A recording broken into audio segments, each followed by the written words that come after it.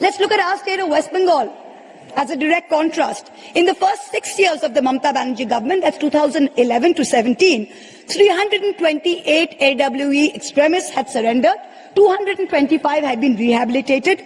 There has not been one AWE incident in the last 3 years in Bengal, in Jhargram, in Bankura, in Purulia, in West Medinipur.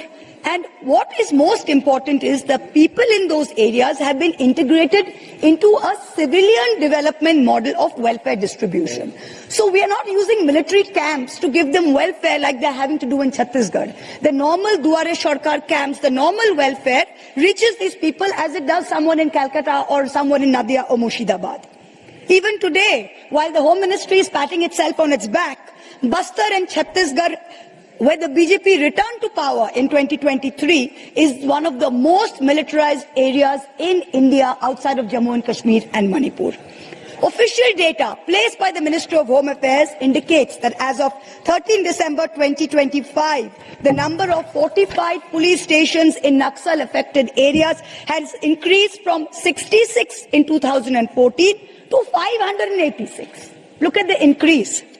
Despite the government's repeated claims that Maoist influence has significantly declined and normalcy is returning to Bastar, there is no corresponding indication of demilitarization or phased withdrawal of troops. If something is returning to normal, if you have done away with LWE, then why are your troops still there? Why is the area so still heavily militarized? This is the first question. A particularly concerning development is, in this regard, in Chhattisgarh, is this Niyad Nellanar scheme, which has been introduced in 2024 by the BJP government in Chhattisgarh. Now, what the government is saying is it's a welfare scheme for Adivasis in remote areas.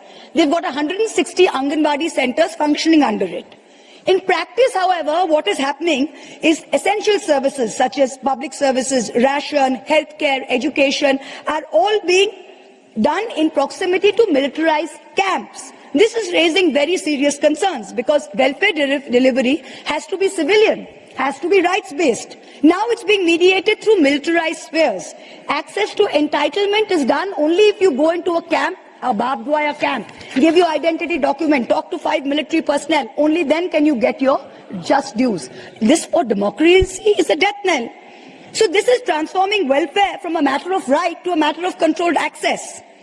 And there are persistent allegations coming in from Chhattisgarh from affected communities that many of these camps and associated infrastructures have been constructed in complete violation of the statutes of the Panchayat Scheduled Areas Act, PESA, and under the Forest Rights Act without any due process, without consulting any Gram Sabhas.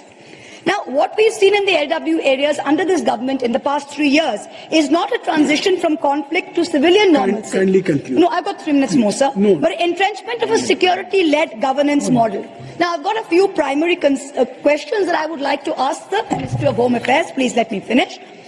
If the government's position is that normalcy is returning in Bastar and other LWE regions, what is the rationale for maintaining such intense defense security infrastructure? 2. Will the government table district-wise details of all security camps established in LWE and whether these are in violation of the lands and rights of the tribals in the area? And what is the accountability most important for fake encounters and extrajudicial killings? Steep rise in killing, 78% increase in reported encounters in Bastar, contrasted with 1,000% increase in the number of persons killed. This is a serious and avoidable question. Are you doing away with people where you could have mediation and... Sir, 1 minute. Please let me finish, sir. It's an important discussion. We've asked for it. The House is empty, sir. Please, 4 hours has been given. Now, these developments... My time, sir. Please, I'm the only speaker. The developments must be... I have already given 30 minutes. Okay, 1 minute, sir. No. The developments must be examined in the context of the surrender and rehabilitation policy. Because what you're doing is you're turning entire Adivasi areas into surveillance states. You've got drones on top of them. They are having to homes, residents are photographed, village level data is taken. So are you just making entire populations, terrorist populations? There's one last question, sir, that I have to bring up, which is the DRG, this is very important, the DRG, the District Reserve Guard, was an auxiliary force consisting of surrendered Maoists. The government is today saying they are the backbone of the success story, but serious charges. These are all highly armed extremists who have surrendered. Thank you. How can you use them today, Please, sir? thank you. This is against the Salwak Judo. Sri Jiaur Rahman.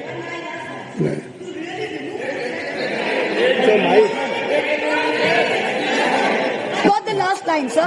Let me finish the last line. To really remove Just finish last line. Yes, sir. To really remove the threat of LWE, we need to win trust. It's not about winning terrain. People need to give up fear. They don't just need to give up guns. Okay. So this is important. Thank Please you. do not pat yourself on the back till this is done. Thank you. Thank you.